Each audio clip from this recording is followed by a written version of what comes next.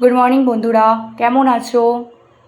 যা গরম পড়েছে, রান্না করাটাই সবচেয়ে বড় টাফ কাজ এখন। বাট আমাদের কিছু করার নেই। পেটের যে ছুঁচোগুলো আছে তারা দৌড়াদৌড়ি করে, তো তাদের উদ্দেশ্যে সবাইকেই রান্না করতে হয়। তো আজ আমি বানাতে চলেছি রুই মাছের আলু আর বড়ি দিয়ে পাতলা ঝোল। এখানে রুই মাছ ভাজা আছে, আলু ভাজা আছে লম্বা লম্বা করে, বড়ি ভাজা আছে, আর এখানে আছে আদা, জিরে আর টমেটো কাঁচা লঙ্কার পেস্ট। আমি খুবই অল্প তেলে রান্না করি, তো কড়াইতে খুবই সামান্য তেল রয়ে গেছে, যেটা মাছ ভাজার আলু ভাজার পর রয়েছে অবশিষ্ট। সেখানেই আমি জাস্ট অল্প করে পাঁচফোড়ন দেব আর কাঁচা লঙ্কা দেব, একটু জাস্ট নাড়িয়ে নেব, একটু ভালো স্মেল হবে।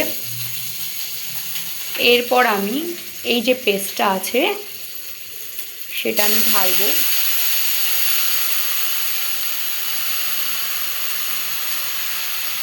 পুরোটা নয়, আমি খুবই কম মশলা দিয়ে রান্না করতে ভালোবাসি বেশিরভাগ ক্ষেত্রে। তো সেখানে আমি দেবো একটু করে হলুদ, নুন পরিমাণ মতো, আর একটু জাস্ট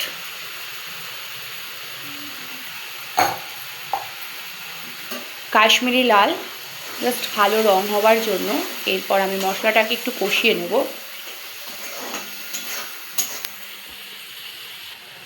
দেখো মশলাটা কষে গেছে।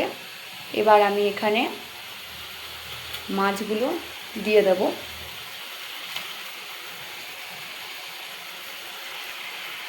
ইভেন আলুগুলোও দিয়ে দেব।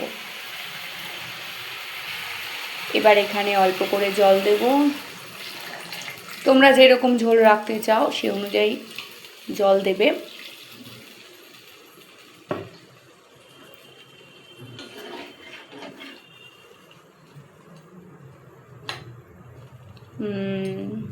এবার আমি জাস্ট এটাকে একটু ঢেকে দেবো, এটাকে একটু হতে দেবো। মাছের ঝোলটা একটু ফোটার পর এবার এর মধ্যে আমি বড়িগুলো দিয়ে দেবো। বাস, বড়িগুলো দিয়ে দিলাম। এবার এটা অলরেডি গরম আছে, তো হয়ে যাবে। আমি এবার গ্যাস অফ করলাম। আমার পাতলা মাছের ঝোল আলু বড়ি দিয়ে রেডি। তোমরাও তোমাদের মেনুতে কি করছো সেটা জানিও। টাটা।